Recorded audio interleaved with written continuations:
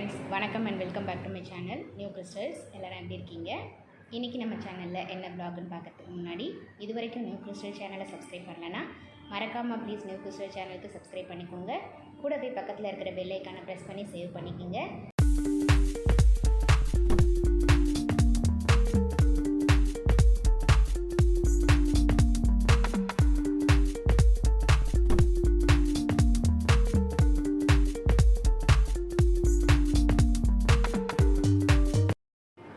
இன்றைக்கி நான் ஷேர் பண்ணுற வீடியோ ரொம்ப இன்ட்ரெஸ்டிங்காகவும் யூஸ்ஃபுல்லாகவும் இருக்கும்.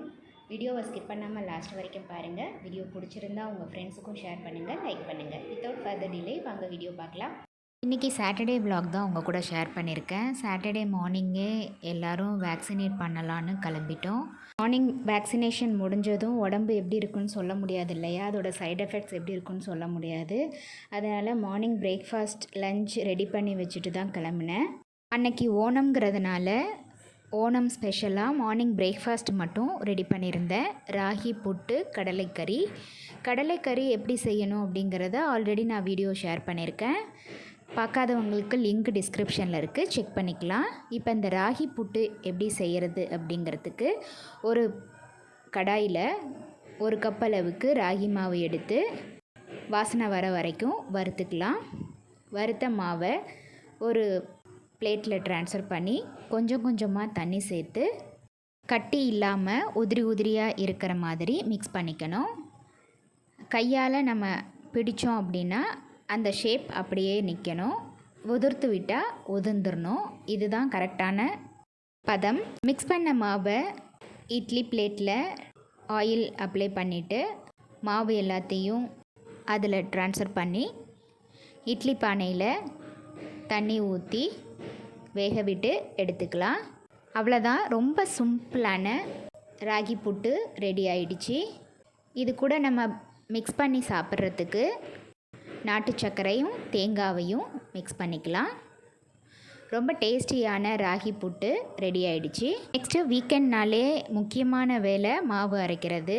அதுவும் அரைச்சிட்டு கிச்சனெல்லாம் க்ளீன் பண்ணி வச்சுட்டு கிளம்பிட்டோம். நெக்ஸ்ட்டு நம்ம பார்க்க போகிறது ஓல்டு சுடிதார் டாப்பில் ப்ளவுஸ் ஆர்கனைசர், அப்படி இல்லைன்னா மேக்கப் பவுச் எப்படி ரெடி பண்ணுறது அப்படிங்கிறத பார்க்கலாம்.